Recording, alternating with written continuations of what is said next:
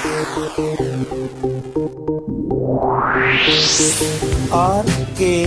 स्वागत है दोस्तों आपका एक बार फिर से हमारे YouTube चैनल RKB कैंफी वीडियोस में। कक्षा 11 की एक और वीडियो लेकर आज फिर हम आपके सामने हाजिर हुए हैं, जिसमें हमने पिछली वीडियो में आपको एनोड किरणों यानी प्रोटॉन की खोज के बारे में जानकारी दी थी और आज की वीडियो में आपके सामने लेकर आए हैं एनोड किरणों के गुण। उम्मीद करते हैं कि आपने हमारी पिछली वीडियो देखकर उसमें से कैथोड किरणों के गुणों को सीख लिया होगा। तो अब हम एनोड किरणों के क्रमानुसार कुछ गुणों को लेकर चलते हैं, जिनमें सबसे पहला गुण आपका आता है एनोड किरणें सीधी रेखा में चलती हैं। ये ठीक कैथोड की तरह ही है। जब हम रास्ते में कोई वस्तु रख देते हैं इन एनोड किरणों के तो उसकी छाया बन जाती है, जिससे हम इस बात को सिद्ध भी कर सकते हैं। दूसरा पॉइंट आता है कि इनका निर्माण सूक्ष्म कणों से होता है, अर्थात इनमें गतिज ऊर्जा व द्रव्यमान होता है। इसके लिए अगर एनोड किरणों के रास्ते में एक फ्री व्हील रख दिया जाए तो वह घूमना प्रारंभ कर देता है। इस प्रकार इसे भी सिद्ध कर सकते हैं। तीसरा गुण है इन किरणों पर धनावेश होता है, अतः ये विद्युत और चुंबकीय क्षेत्र में विक्षेपित हो जाती हैं। इसकी व्याख्या समझने के लिए आप कैथोड किरणों को समझिए, उनको देखिए और उसके पश्चात इनका विक्षेपण देखिए कि ये किस दिशा में होती हैं और कैसे इन पर धनावेश होता है। कैथोड किरणों की तरह ही ये किरणें भी गैसों को आयनित करती हैं। ये किरणें चमक उत्पन्न करती हैं और इसी कारण फोटोग्राफिक प्लेट को प्रभावित करती हैं। यानी ये तीनों गुण कैथोड किरणों की ही भांति हैं। सातवां पॉइंट है एनोड किरणों में उपस्थित कणों पर आवेश की मात्रा विसर्जन नलिका में भरी हुई गैस की प्रकृति पर निर्भर करती है। जिस प्रकार से हम कह सकते हैं कि इलेक्ट्रॉन पर एक निश्चित आवेश होता है, लेकिन एनोड किरणों पर अलग अलग आवेश होता है। हाइड्रोजन के लिए ही इन्हें प्रोटॉन इसी कारण कहा जाता है। तो इस आधार पर आपने देखा कि एनोड किरणों के अधिकतर गुण कैथोड किरणों से ही मिलते जुलते हैं, केवल इनके आवेश को छोड़कर। आवेश कैथोड किरणों पर ऋणावेश होता है, जबकि एनोड किरणों पर धनावेश होता है। इनमें अंतर एक तो ये हो गया, दूसरा अंतर इनके उत्पन्न होने का भी है, जो कि हम आपको पिछली वीडियो में बता चुके हैं कि जो कैथोड किरणें होती हैं वो तो इलेक्ट्रोड से उत्पन्न होती हैं, जबकि एनोड किरणें उस गैस से उत्पन्न होती हैं जो कि इलेक्ट्रोडों के बीच में भरी हुई है। तो यहाँ पर अब हम आपको प्रोटॉन या एनोड किरणों की एक छोटी सी परिभाषा बता सकते हैं, प्रोटॉन की छोटी सी परिभाषा बता सकते हैं। मैं आपको बोलकर अभी तो बता रहा हूं, लेकिन आप लोग इसे अपनी कॉपी में नोट अवश्य कर लें। प्रोटॉन परमाणु का अनिवार्य घटक है जिस पर इकाई धन आवेश, इलेक्ट्रॉन पर तो इकाई ऋणावेश होता था, लेकिन इस पर इकाई धनावेश अर्थात +1.6 गुणा 10⁻⁻19 कूलम आवेश होता है तथा इसका द्रव्यमान हाइड्रोजन परमाणु के द्रव्यमान के बराबर होता है। ये आपकी प्रोटॉन की परिभाषा है। इसी में आगे और लिख सकते हैं परिभाषा में कि इसे स्मॉल p से या 1h1 से प्रदर्शित कर सकते हैं। ये नीचे लिखा हुआ 1 इसका क्रमांक है और ऊपर लिखी हुई संख्या इसका कण भार होता है। यानी प्रोटॉन जो होता है उस पर आवेश भी एक होता है और उसका भार भी एक ही होता है। तो ये इस आधार पर हम प्रोटॉन की परिभाषा भी दे सकते हैं। इसके बारे में मैंने आपको एक बात पहले भी बताई है कि गोल्डस्टीन को इसका खोजकर्ता इसलिए नहीं माना जाता क्योंकि उसने इसे नामकरण नहीं दिया था, लेकिन रदरफोर्ड ने 1919 में हाइड्रोजन गैस से उत्पन्न हुए कणों को प्रोटॉन नाम दिया। इसीलिए रदरफोर्ड को प्रोटॉन का खोजकर्ता माना जाता है। इसी प्रकार जिस तरीके से हमने इलेक्ट्रॉन के लिए E/m की वैल्यू निकाली थी, यहां भी हम एनोड किरणों के लिए या प्रोटॉन के लिए भी हम E/m की वैल्यू निकालते हैं। लेकिन यहां पर एक आप देखते हैं अंतर समझ गए होंगे, एक जगह मैंने स्मॉल m लिखा है, एक जगह मैंने कैपिटल M लिखा है। तो यहाँ जो कैथोड किरणों के लिए या इलेक्ट्रॉन के लिए E/m था वो इलेक्ट्रॉन का आवेश अपॉन इलेक्ट्रॉन का द्रव्यमान, ये सदैव नियत होता है।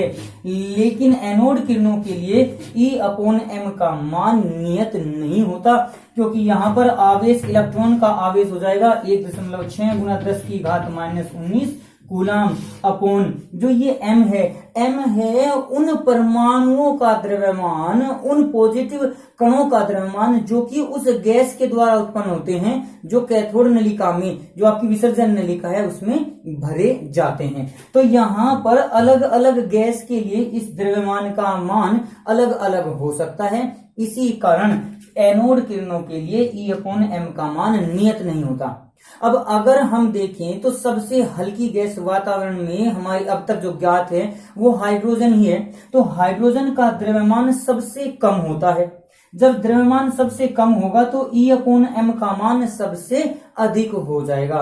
तो यहाँ पर अगर हम बात करें तो कह सकते हैं कि हाइड्रोजन परमाणुओं के लिए E/m या हाइड्रोजन गैस के लिए E/m का मान सर्वाधिक होता है। ये आपकी समझ में आ ही गया होगा कि ये मान सर्वाधिक क्यों होगा, क्योंकि हाइड्रोजन का द्रव्यमान सबसे कम होता है। तो जैसे ही हम इसकी वैल्यू यहाँ पर रखेंगे 1.6702 इंटू 10 की पावर -24 ग्राम के रूप में अगर इसको रखें हम तो ये वैल्यू हो जाएगी 9.58 गुना 10 की घात 4 कूलाम प्रति ग्राम होता है। तो ये वैल्यू एनोड किरणों के लिए E/m का मान सर्वाधिक होता है। इससे ज्यादा मान एनोड किरणों के लिए E/m का नहीं होगा, क्योंकि हाइड्रोजन का द्रव्यमान सबसे कम होने के कारण।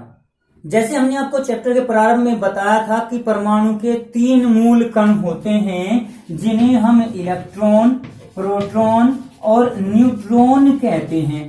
अब यहाँ पर इलेक्ट्रॉन की खोज जे थॉमसन ने की थी। सन इसका लिया गया था 1897। उसके बाद प्रोटॉन की खोज की थी रदरफोर्ड ने और ये की गई थी 1919 में। अब एक बात रह गई न्यूट्रॉन की खोज। जेम्स चैडविक नामक एक वैज्ञानिक थे, उन्होंने 1932 में एक रेडियो एक्टिविटी की प्रक्रम थे उसके बारे में वो अध्ययन कर रहे थे। तो उन्होंने देखा कि किसी भी परमाणु का कुल द्रव्यमान जो होता है वो इलेक्ट्रॉनों के द्रव्यमान और प्रोटॉनों के द्रव्यमान से अधिक होता है। तो उन्होंने अंदाजा लगाया कि परमाणु के अंदर जरूर कोई तीसरा कण भी है जो कि उसके द्रव्यमान को नियत करता है। इस बात को दिमाग में रखते हुए उन्होंने अपने प्रैक्टिकल शुरू किए और अंत में अपने एक निष्कर्ष पर पहुंचे जिसके अनुसार उन्होंने न्यूट्रॉन की खोज कर दी। अब न्यूट्रॉन की खोज किस प्रकार से हुई थी उसके बारे में हम थोड़ा सा लिख लेते हैं कि न्यूट्रॉन की खोज आपका हेडिंग रहेगा। इसको आप लोग अपनी नोटबुक में नोट कर लेना, मैं फिलहाल आपको बता रहा हूं।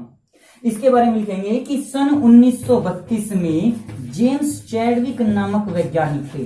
जेम्स चैडविक नामक वैज्ञानिक ने बेरिलियम परमाणु पर तीव्रगामी अल्फा कणों की बौछार की और उसके द्वारा एक नए कण की खोज की जिसका नाम उन्होंने न्यूट्रॉन दिया। तो बेरिलियम का परमाणु क्रमांक के अनुसार अगर लिखें तो प्रतीक होता है Be, परमाणु क्रमांक होता है 4, इसका परमाणु भार होता है 9। जब इस पर अल्फा 2He4 इसको लिख सकते हैं, अल्फा कणों की बौछार की, तो यहाँ पर 4 और 2 6 यानी कार्बन परमाणु का निर्माण हुआ। 9 और 4 13 होते हैं, कार्बन का परमाणु भार होता है 12, तो 6 से 12 बन गया। अब बाकी जो बचा नीचे परमाणु क्रमांक के रूप में अगर देखें 4 तो 6 आ चुके तो 0 बच गया, ऊपर 9 और 4 13 आ चुके, 12 आ लिए और 1 बच गया, तो 0N1 इसको प्रदर्शित किया। तो इस नए कण को जेम्स चैडविक ने न्यूट्रॉन नाम दिया। तो इस प्रकार से आप इस इक्वेशन को लिख सकते हैं इस न्यूट्रॉन की खोज में। जैसे हमने आपके इलेक्ट्रॉन की खोज, कैथोड किरणों की खोज, उनके गुण, प्रोटॉन या एनोड किरणों की खोज और उनके गुण बताए थे, इसी प्रकार से यहाँ पर न्यूट्रॉन की खोज हो गई। अब न्यूट्रॉन के कुछ गुण आते हैं। वे गुण एनोड कैथोड किरणों से बिल्कुल अलग हटके हैं। इसमें केवल 2 बातें हो सकती हैं कि इस पर कोई आवेश नहीं होता और इसका भार हाइड्रोजन परमाणु के भार के लगभग बराबर होता है। तो यहाँ पर मैं फिर इसकी परिभाषा बता रहा हूं। न्यूट्रॉन की परिभाषा उसे हम किस प्रकार से लिखेंगे कि न्यूट्रॉन परमाणु का एक अनिवार्य घटक है जो विद्युत उदासीन होता है, अर्थात उस पर किसी प्रकार का कोई आवेश नहीं होता तथा इसका द्रव्यमान हाइड्रोजन परमाणु के द्रव्यमान के लगभग बराबर होता है। तो इस प्रकार से आप न्यूट्रॉन की परिभाषा लिख सकते हैं। तो अभी फिलहाल हमारे यहाँ पर इलेक्ट्रॉन, प्रोटॉन और न्यूट्रॉन तीनों मूल कणों की खोज और उनके गुणों के बारे में आपको जानकारी दे दी गई है। अब इसके बाद आगे जो हम पढ़ेंगे वो पढ़ेंगे परमाणु मॉडल के बारे में, यानी ये तीनों के तीनों कण परमाणु के अंदर किस प्रकार से उपस्थित रहते हैं, इनकी स्थिति क्या होती है, कैसे ये वहां पर पाए जाते हैं। तो अगला टॉपिक जो परमाणु मॉडल होगा वो हम आपके लिए अगली वीडियो में लेकर आएंगे। तो आज की वीडियो में बस फिलहाल इतना ही। उम्मीद करते हैं कि आपने अभी तक हमने जो कक्षा 11 की एक वीडियो प्रस्तुत की है उनसे आपने डीपली नॉलेज प्राप्त कर ली होगी। तो आज की वीडियो के लिए आपका धन्यवाद। अभी तक जो हमने वीडियोस प्रस्तुत की हुई हैं इस परमाणु संरचना चैप्टर की, पीछे ये तीसरी वीडियो थी आपकी, तो इन सभी से संबंधित हम आपसे कुछ मुख्य प्रश्न पूछ रहे हैं। आप इनका जवाब दीजिए और यदि आपको इनका जवाब नहीं आता तो आप हमारी सभी वीडियो देखिए या नेट से या किसी अन्य हेल्प बुक की सहायता से इन प्रश्नों के उत्तरों को ढूंढिए। और यदि किसी प्रश्न का उत्तर आपको कहीं सही नहीं मिलता तो आप कमेंट बॉक्स में लिखिए और हमें बताइए कि इस प्रश्न का उत्तर हमें नहीं मिला। हम आपको कमेंट के साथ ही उसका आंसर जरूर बताएंगे। इसी क्रम में हमारा सबसे पहला प्रश्न है, किसी ऐसे तत्व का उदाहरण दीजिए जिसमें न्यूट्रॉन नहीं पाए जाते हैं। वैसे तो जब आपको परिभाषा बताई गई थी तो इलेक्ट्रॉन, प्रोटॉन और न्यूट्रॉन को मूल कण कहा गया था और किसी भी परमाणु का अनिवार्य घटक कहा गया था। लेकिन एक तत्व ऐसा भी होता है जिसमें न्यूट्रॉन नहीं पाए जाते, उस तत्व का नाम आपको बताना है। क्वेश्चन नंबर 2 में आपको कहा गया है कि न्यूट्रॉन के लिए E/m का मान कितना होगा। जिस प्रकार से हमने इलेक्ट्रॉन के लिए E/m और प्रोटॉन के लिए E/m का मान निकाला था, उसी प्रकार से आपको यहाँ पर न्यूट्रॉन के लिए E/m का मान निकालना होगा। जबकि यहाँ पर E आपका जो चार्ज है वो न्यूट्रॉन का आवेश है, जबकि m न्यूट्रॉन का ही द्रव्यमान है। क्योंकि इलेक्ट्रॉन के लिए हमने इलेक्ट्रॉन के आवेश को इलेक्ट्रॉन के द्रव्यमान से भाग दिया था, जबकि प्रोटॉन के लिए हमने प्रोटॉन के आवेश को उसके द्रव्यमान से भाग दिया था। इसी प्रकार यहाँ पर आपको न्यूट्रॉन के लिए E/m का मान कैलकुलेट करना होगा। क्वेश्चन नंबर 3 में आपको कहा है कि क्या न्यूट्रॉन कण विद्युत और चुंबकीय क्षेत्र में विक्षेपित हो जाएंगे? यदि हाँ तो किस ओर होंगे, यदि नहीं तो क्यों नहीं होते? इसका कारण भी आप लोग अवश्य जान लें। यदि आप लोग इसका आंसर नहीं देख पाते, नहीं समझ पाते, तो फिर आप इसके लिए एनोड के गुणों को देखिए और कैथोड के गुणों को देखिए कि वो किस ओर विक्षेपित होते हैं और क्यों विक्षेपित होते हैं। इसके लिए हमने आपको विस्तार पूर्वक इसका वर्णन दिया गया है कि यदि एक आवेश को हटा लिया जाए तो किस ओर विस्थापित होगा, यदि दूसरे आवेश को हटा लिया जाए तो किस ओर विस्थापित होगा, ये चुंबकीय क्षेत्र में किस ओर विक्षेपण इनका लिया जाता है। इस बात को आप हमारी पिछली वीडियो से देखकर समझ सकते हैं।